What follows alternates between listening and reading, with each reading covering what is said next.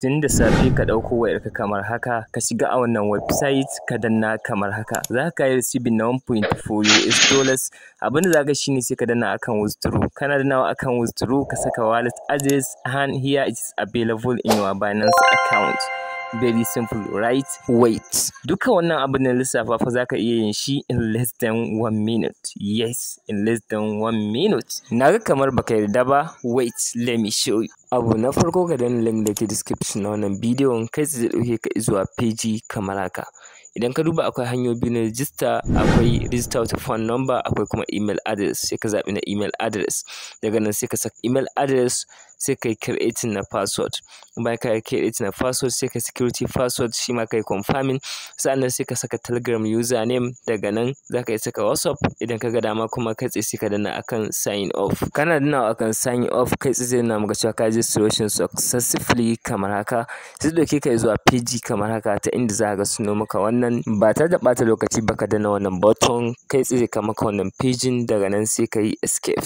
Ma'ana kai cancel na wannan. Kana shiga za ka ga sun baka 200 US dollars as welcome bonus. Ka jarraba scrolling a ƙasa za ka ga sun baka free membership wanda a kullum za ka samu 0.2 US dollars for free a cikin wannan platform. Saboda haka kai ƙasa ka danna akan mission. Kana dannawa akan mission zai kai maka wannan page sai ka danna akan go to finish.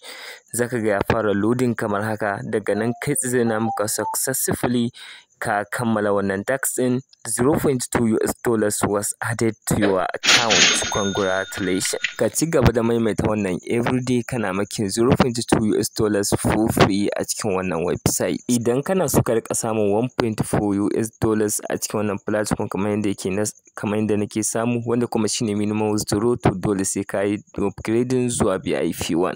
Domin upgrading zuwa VIP 1 ana buƙatar ka saka 10 US dollars. Abin da za ka yi shine kai tsaye sai ka zo ka danna akan home.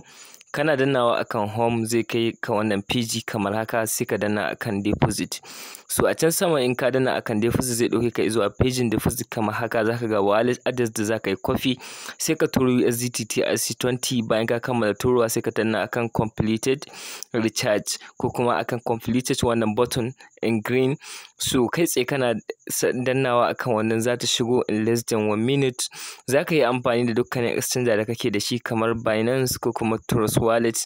Duka za ka yi amfani da kowane wallet kake amfani da shi. Kana recharge automatically zai shigo. So ni already ina da account da nake amfani da shi don haka zan yi login zuwa ga main account ina. Don haka zan zo in saka login details. Bayan na kammala saka login details kai tsaye zan danna akan sign in button. Kai tsaye ka wannan page. So idan kuka duba kai tsaye ina da ainihin dala 211 da ƴan ɗigaga a ciki wanda ya haɗa da gowa ɗin da suka da kuma tax ɗin da na yi ajiya. Idan kuka duba shine balance ɗina ya kasance dala 11.5. So abin da zan yi shine kai tsaye zan koma akan home screen. Wato zan koma akan home page na wannan website ɗin ko in ce wannan platform ɗin. Idan kuka duba za ku ga cewa ina VIP 1 ma'ana ina akan VIP 1. Wanda kukan duba ya unlocking. So idan na zo na danna akan mission kamar haka na danna shi kai tsaye zai buɗe mana page na tax. Za ku ga cewa ga tax na wanda idan na zan samu 1.4 USDT. So kai tsaye zan danna akan go to finish. So ina dannawa akan wannan go to finish ɗin ba tare da ɓata lokaci ba. Zai ɗauke ni zuwa loading page ta inda zai yi loading. Bayan ya kammala loading za ku ga ya yi success ma'ana na kammala ainihin wannan tax na yau. So idan na koma akan dashboard ɗina za ku ga cewa balance ɗina ya koma dala 212.9 har tax ɗin da na yi a yanzu. So a yanzu kai tsaye zan nuna yadda ake withdraw ba tare da ɓata lokaci ba. Saboda haka kai tsaye zan koma a home page. Daga nan sai in danna akan withdraw button. Ina dannawa akan withdraw button zai buɗe min page kamar haka. Daga nan za ku ga inda ainihin zan saka amount da zan yi withdrawal. Sa'annan kai tsaye minimum withdrawal shine 1.4 USDT. Ma'ana kullum ka samu za ka yi withdrawal kuma withdrawal na shigowa in less than 1 minute. Kasancewa na tax guda bayan withdrawal ba idan ka duba za ka ga sun koma 2.8 wanda an zan withdrawal din su practically domin ganin yadda ake withdraw. So kai tsaye zan zo in saka 2.8 USDT a nan wurin da aka saka amount. Daga nan sai in zo a ƙasa wurin wallet address. So a nan zan yi amfani da Binance sai in danna akan deposit wato na zaɓi USDT kenan. kenan. Sai in danna akan deposit sai in yi zaɓi TRC20 sai in yi copy na wallet address wanda da shi zan yi amfani wajen withdrawal. So za ka yi amfani da Trust Wallet ko wata extender da kake da shi.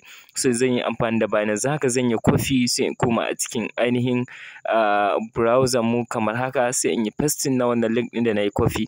Sannan da ka saka security password wanda muka yi create lokacin da za mu register, so sai ka saka wannan security password ɗin.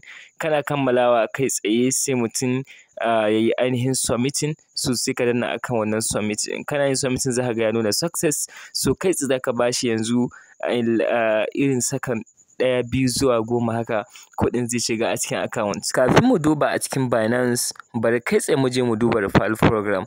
Za mu zo mu danna akan team. Daga nan bayan mun danna akan team, kai tsaye zai buɗe mana page kamar haka ta inda za mu ga referral link da kuma referral code. So wannan referral link duk inda kai sharing ɗin shi wani register ta wannan link ɗin, so za ka samu referral commission tun daga level 1, level 2 har zuwa level 3.